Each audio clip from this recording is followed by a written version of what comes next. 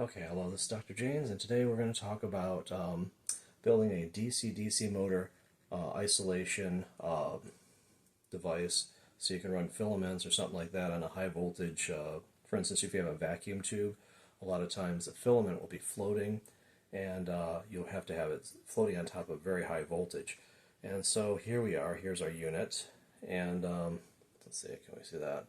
So it's a DC motor on this side and DC motor on that side connected together with a shaft so that one spins one as a motor, the other one turns as a generator, and it's insulated from the high voltage from this side to that side with a plastic shaft. This is all 3D printed parts, and so I'll probably provide put that in Thingiverse and provide some links to that, and show you how you build this, and we'll test it out and see how well it works.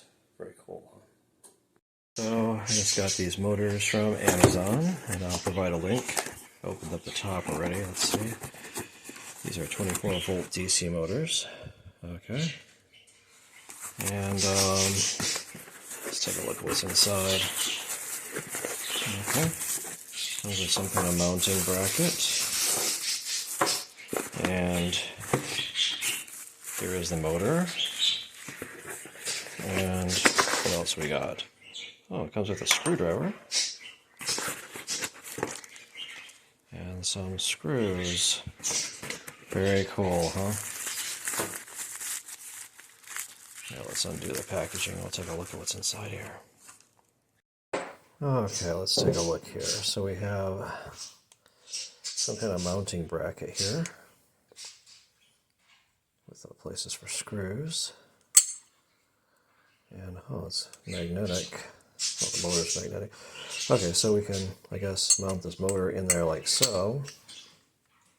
And there's screw holes to mount it in there. Let's put the screws in here. It comes with screws and some kind of little connectors to put onto the electrical part. Let's take a look at here's our screw. Okay. And here is the little connectors, which I guess go onto the tabs on the back here. Okay. I think I'll put them on there so I don't lose them. Keep everything together. Okay. Oh, it's got plastic covers that go over them too. I guess I should put those on. Okay, anyway, let's put the screws in. So we got the screw holes there. Where are the screw holes? Get the screw holes lined up. Or screw holes, right? Oh, there. Okay. And here's a screwdriver that came with this thing. Screw this together. Okay.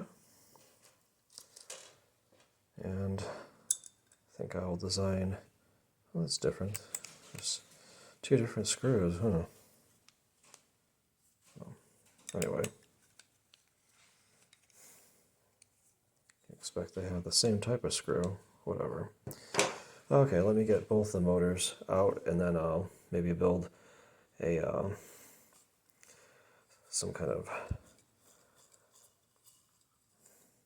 rod that will go between the two that it can spin. So one motor can spin, and the other motor can be a generator, and we should be able to transmit lots of power that's isolated DC to some high voltage device. Okay, very cool. Okay, there we go. I have both of the motors mounted up. I'm going to have to design some kind of shaft that goes in between these two, and a mounting bracket to mount them on out of non-conducting or insulating material. And put some screws in there. Okay. And we should be good to go. Test this thing out. Very cool, huh? Okay, here I got my two motors, and I 3D printed a base plate to hold them together, and I had to actually use a drill to kind of bore out those holes. Let's try, I'm going to take these motors off of these brackets and just mount them onto here and see how it all fits together. Okay. Okay, so here's our bracket. Let's just see how it lines up with the holes. Looks like it lines up pretty well. And okay, so here's our bracket, and let's see how it lines up with the holes. It looks like it lines up pretty well. So let's take our screws and fit them in. Okay. And it's a little bit tight. I might have to use a screwdriver to force them in. Let's put all the brackets in and screw it together and see how it fits. Okay. I guess two of the holes didn't line up enough for me to put screws into all of them, unfortunately, but that's fine. Probably 2 screws is enough for this guy. And let's just, out of curiosity, stick the motors in approximately and see how they line up. Come on. There we go. Okay. So this is how much voltage standoff we'll have between the motors, and I'll have to check the shaft and make sure that the shaft fits in there. And it might be hard to get the screws in. I guess I can come in at an angle and put these screws back into the motor. Okay, anyway, let's work on the shaft next. Okay, wow, looks like I really miscalculated on this shaft. I had to calculate everything out before I put it together, and I must have not added something correctly because it is way off. Maybe I can cut it down some. Wow. Look at that. Okay, I measured our tube out and took off a little bit of extra space because there's some, when these motors come through, they have a few millimeters on either side.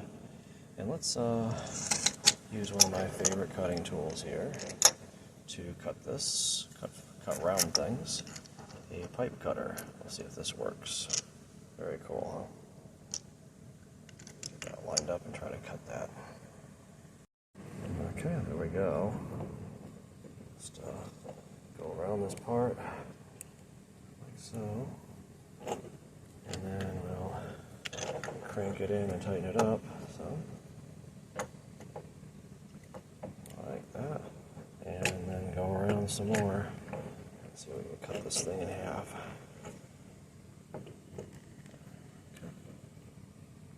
Okay. It looks like it is working pretty good. Look at that. Get some light on this. Come on, what the heck? There we go. Just a little bit more, and we'll have this thing cut in half. Oh, there we go, look at that.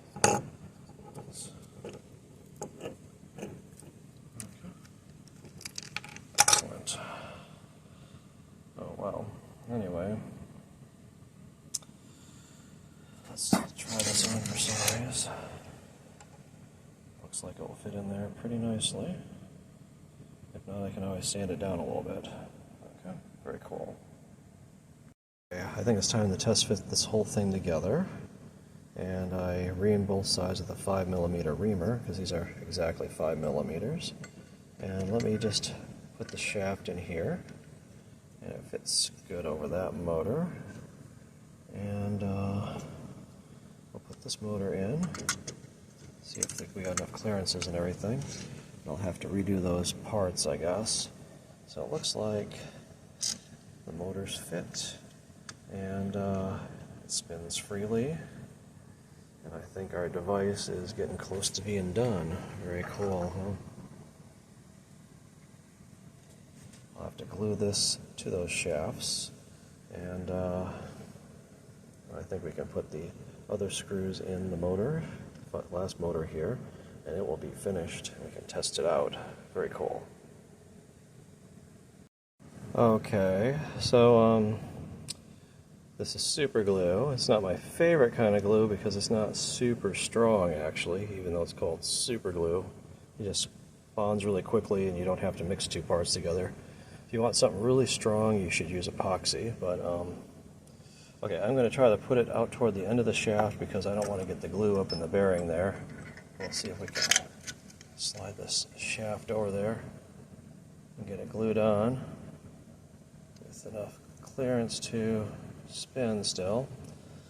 And I'll do the same thing with our other motor here, and hopefully I'll bolt it in place once we get it in there. Okay, let me get the bolts in quickly. Okay, there we go. I do believe our device is finished. I have all the bolts in here holding the motors together, and when I twist the shaft they both spin, so hopefully it will have enough force to withstand the torque on that shaft. Okay, I'll let it dry, and remember super glue dries really quick, but it's kind of weak under shear stress, which is what this has really got to hold, is a shear, because when this torque from this motor twists, it's a shear force all around that shaft in this direction, and it's going to be the opposite in the other direction. And so I guess if it doesn't hold, I can put a stronger glue later because it will just break away. But hopefully that is it. Hopefully our high voltage motor, DC motor isolation device is finished, and we can start doing some really cool experiments with it.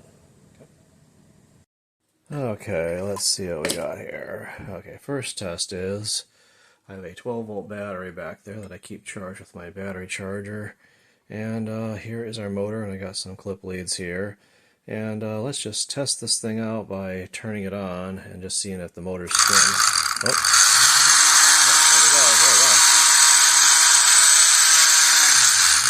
there we go. Yeah, that definitely works. That looks like the shaft is staying in place. Glue didn't break on it.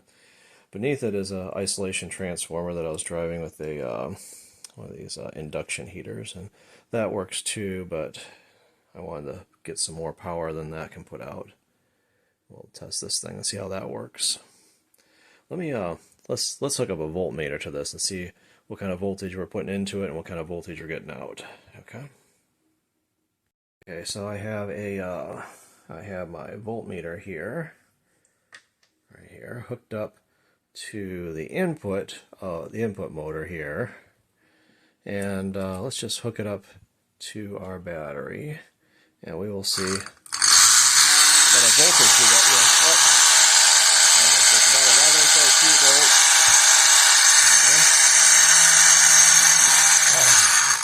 Okay, there. I'm gonna have to tie that thing down a little bit better, I guess. Okay, so 11.2 volts on the input, and let's move these electrodes over to the output here and see how efficient our device is not under load. Okay. 11.2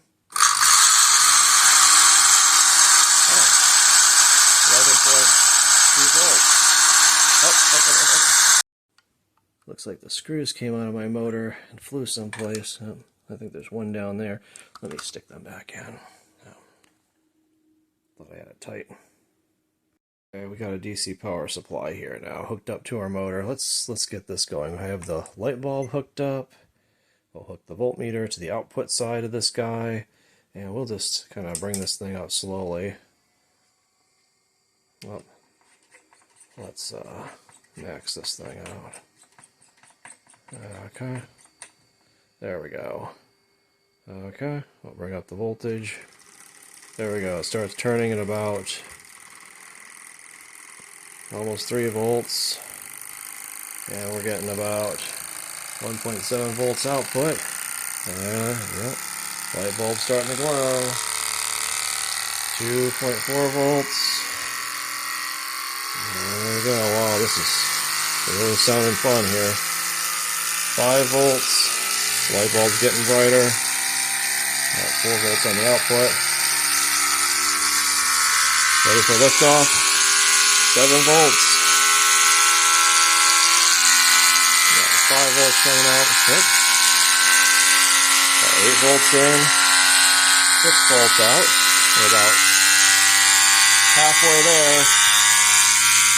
And we got 10 volts going in, 7 out. Then we're up to 12, and 11. Well, I hope nothing gets sucked into those things while spinning. Oh yeah, we're at 12 volts here. We're up to 9 out. Let's see if we can get this one up to 12 output. Looks like about 3 amps. We're drawing a lot of current. 13 volts.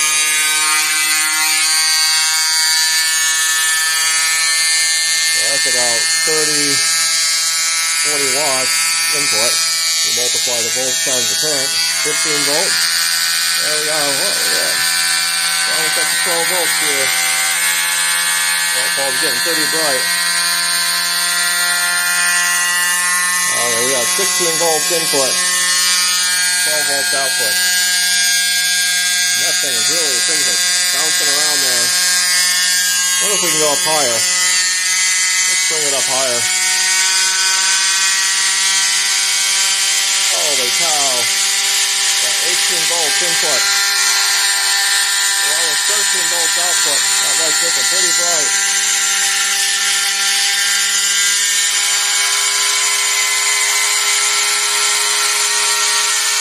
20 volts.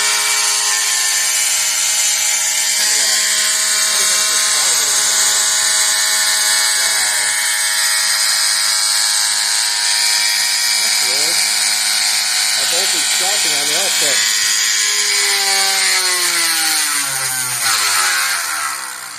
I wonder why our voltage is dropping on the output.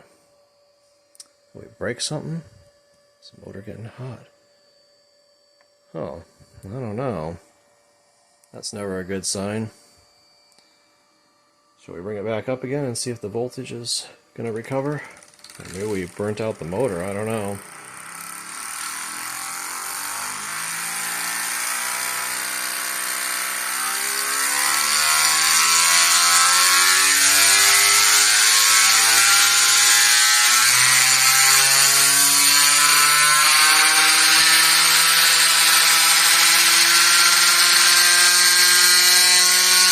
Okay, 16 here, and 12. Maybe something was just heating up.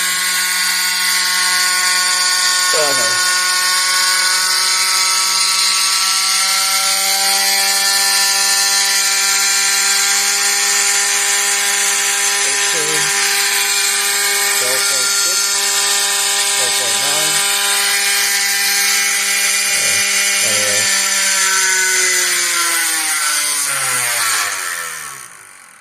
Anyway, very cool, huh? Feel the motors. These are rated for 24 volts, 20,000 RPMs. Oh boy. I'm sure I didn't get it up that fast. If I took this load off of here, it'd probably spin really fast. Should we take the light bulb off and see how fast it spins at a high voltage?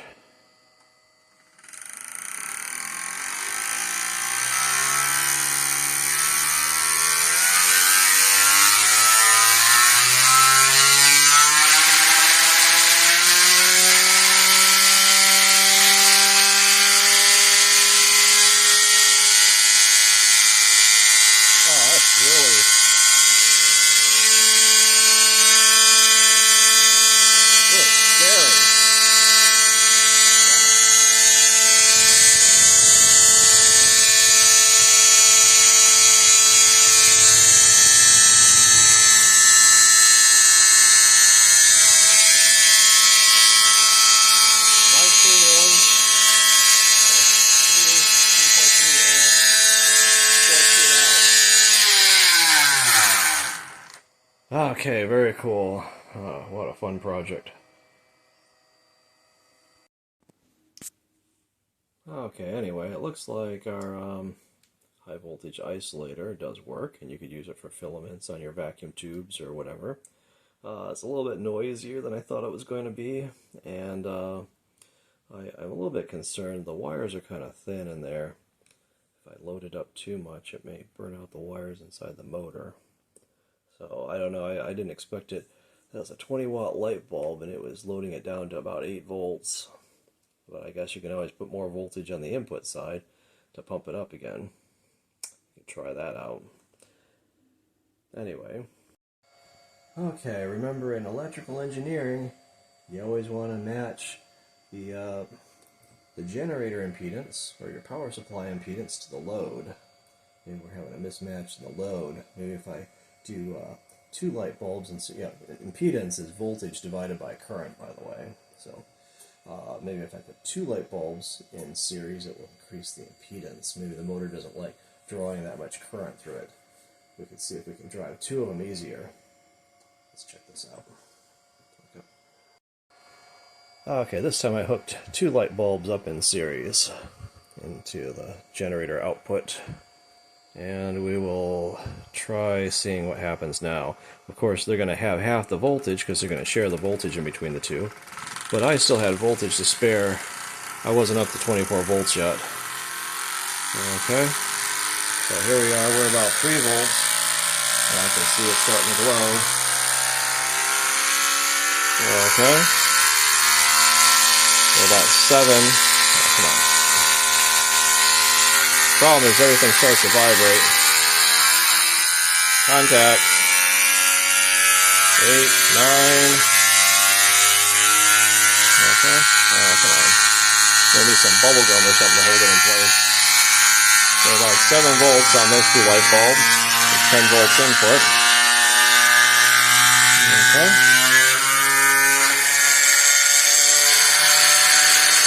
That's 12. 13 here and 10 there, so the voltage is not drooping as much. Oh, My screws came out again. Well, I thought I had them tightened up. Let me put those back in. This thing vibrates like crazy. Okay, it seemed like we're getting less voltage droop, so maybe the motors were happier running with a higher impedance load like that. Okay, anyway, I taped the light bulbs down. We have 2 of them. Put the screws back in and tighten them up. Maybe I'll have to glue them in or something, I don't know. Let's get this thing going. Okay, 2 volts. Yeah, it seems to kind of get balanced once it gets a little bit faster. Higher RPMs. There we are, 5 volts. See, there's less voltage group here. It's only 6 to 4.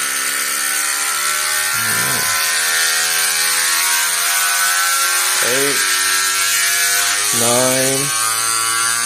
10.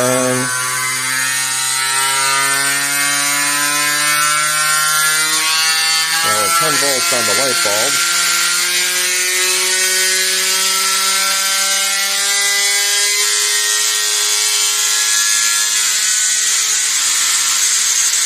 Holy cow.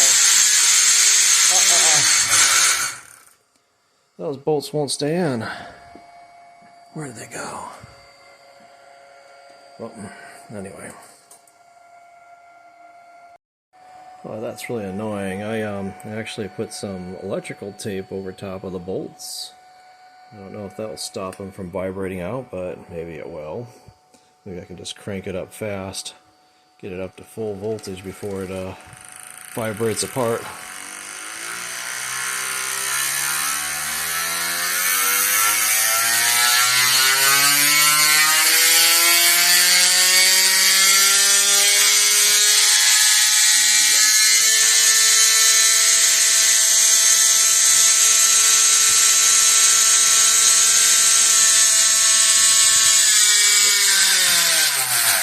For some reason our voltage was dropping on the output here once it started going really fast. Maybe it has to do with the brushes.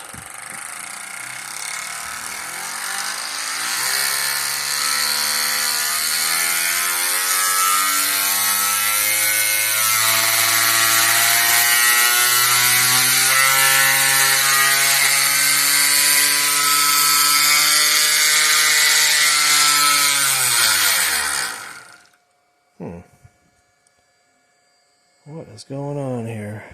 Oh, my clip leads came off, that's why.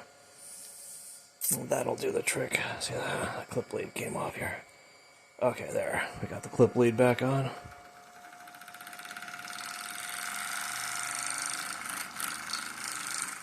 Oh, this thing's vibrating loose now down here.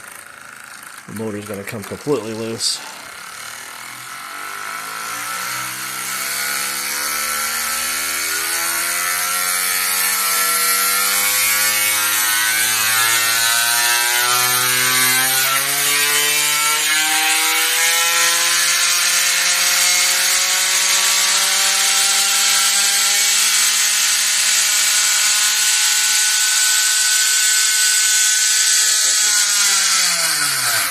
Whew, the voltage is dropping when it spins really fast.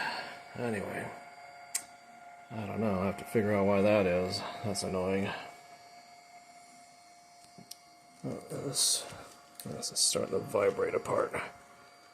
Wow.